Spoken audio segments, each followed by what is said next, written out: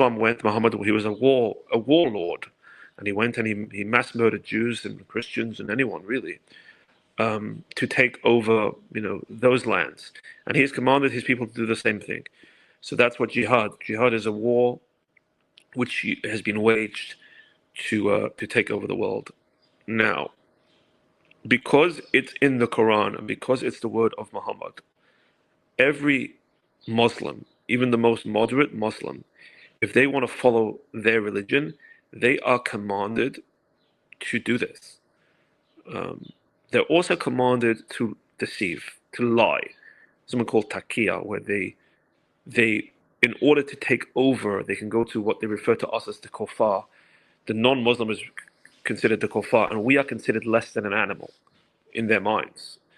To go to us and deceive us and trick us in order to take us over. So the way I see it, the Muslims are playing good cop, bad cop. You have Iran, which is playing bad cop, and everyone knows that Iran is a terrorist country, and then you have part of their charter is to kill all the Jews, and to kill all the Americans. They refer to Israel as Little Satan and America as Big Satan. Iran, ISIS, Hamas, Hezbollah, all these terrorist organizations. Their charter is not just to annihilate the Jewish people; it is to annihilate the Christians, the LGBTQ community. They also persecute women and other minorities and blacks.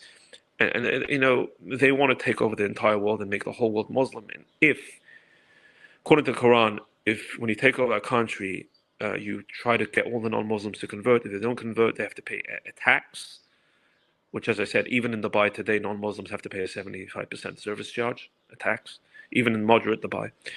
And if not, they're commanded to kill you, basically.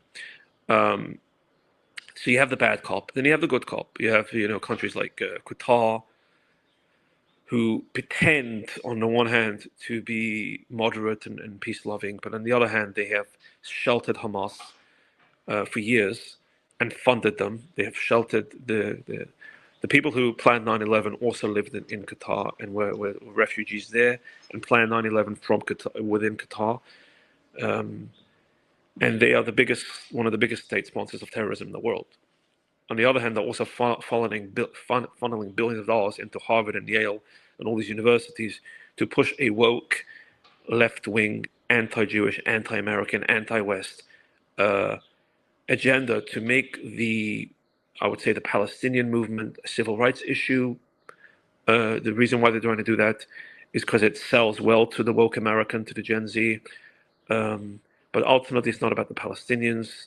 The pro-Palestinian movement, just like all the other radical Islamist movements, are about taking over the world.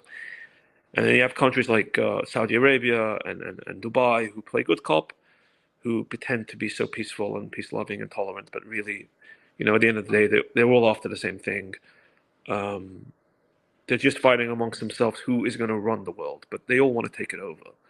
Whether they're coming with a sword, or whether they're coming with money, or whether they're coming with a smile, or with a gun, they're all coming because they are commanded to do so in the Quran. That religion commands them to take over the world. And if they're religious, that's their religion. Now, it doesn't mean all Muslims are busy doing this. I believe a lot of Muslims are just, want to just live and have a family and work and pay their bills and whatever, like every person. But when they go on Friday to the mosque and the imam gets up, and they do here in America, New Jersey, and New York, everywhere, they get up and they speak about destroying the Jews, about destroying America. And I've posted many videos about it, and more than I can't post because it's too graphic or whatever. But there's enough evidence out there today to show that they are working to take down the Western civilization. In Europe, it's just a matter of time. In England, I'm originally from London, UK, as you hear my accent. We saw in the 90s, when I was a kid growing up in the 2000s, we saw more and more Muslims coming into the country. And today, in Britain, it's a point of no return. Is it really like that? Is it?